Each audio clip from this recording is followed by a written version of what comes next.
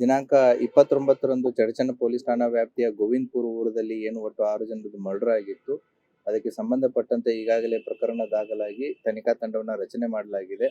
ಈ ಪ್ರಕರಣದಲ್ಲಿ ಈಗಾಗಲೇ 12 ಜನ ಆರೋಪಿತರನ್ನ ಅರೆಸ್ಟ್ ಮಾಡಲಾಗಿದೆ. ಅವರನ್ನ ಇವತ್ತು ಕೋರ್ಟಿಗೆ ಪ್ರೊಡ್ಯೂಸ್ ಮಾಡಿಬಿಟ್ಟು ಪೊಲೀಸ್ ಕಸ್ಟಡಿಗೆ ತಗೊಂಡು ಫರ್ದರ್ ಇಂಟ್ರಾಗೇಷನ್ ಅನ್ನ ಮಾಡ್ತಾ ಇದ್ದೀವಿ.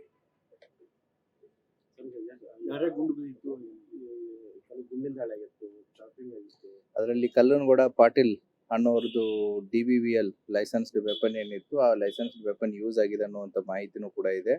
ಮತ್ತೆ ಒಟ್ಟು 6 ಜನರ ಮೃತರಲ್ಲಿ ಈಗ ಪ್ರಿಲಿಮಿನರಿ ಪೋಸ್ಟ್ ಮಾರ್ಟಮ್ ರಿಪೋರ್ಟದಲ್ಲಿ ಇಬ್ಬರ ದೇಹದಲ್ಲಿ ಅದೊಂದು DBVL ಬಂದೂಕಿನಿಂದ ಸಿಡಿದಂತ ಗುಂಡು ಕೂಡ ಕಂಡು ಬಂದಿದೆ. ಅದನ್ನು ಕೂಡ ತನಿಖೆಯನ್ನ ನಾವು ಮಾಡ್ತಾ ಇದ್ದೀವಿ. Thank you. ಇದಕ್ಕೆ ಸಂಬಂಧಪಟ್ಟಂತೆ ಇನ್ನೂ ತನಿಖೆ ಮುಂದುವರೆದಿದೆ. ಯಾಕಂತಂದ್ರೆ it is just beginning of the investigation.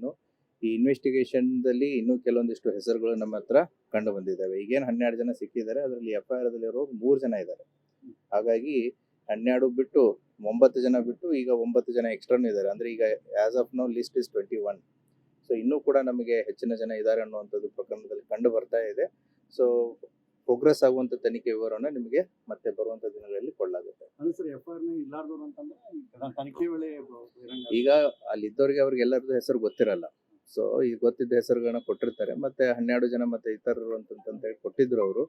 So ಅವ್ರಿಗೆ ಎಷ್ಟು ಜನದ ಹೆಸರು ಗೊತ್ತಿದೆ ಅದು ಕೊಟ್ಟಿದ್ದಾರೆ. ಬಟ್ ನಾವು ತನಿಖೆಯನ್ನ ಮಾಡಿದಾಗ ಅದರಲ್ಲಿ ಇನ್ನೂ ಬೇರೆ ಜನನು ಕೂಡ ಇದ್ದಾರೆ ಅನ್ನೋದು ಮಾಹಿತಿ ಬಂದಿದೆ. ಎಲ್ಲರೂ ಕೂಡ ಈಗ ಅರೆಸ್ಟ್ ಆದವರು ಎಲ್ಲರೂ ಕೂಡ ಗೋವಿಂದಪುರದವರೇ ಇದ್ದಾರೆ. ಸೊ ಹಾಗಾಗಿ ಒಂದೇ ಕುಟುಂಬಕ್ಕೆ ಸಂಬಂಧಪಟ್ಟವರೇ ಇದ್ದಾರೆ. ಇನ್ನೂ ಕೂಡ ಪ್ರಕರಣ ತನಿಖೆಯಲ್ಲಿದೆ.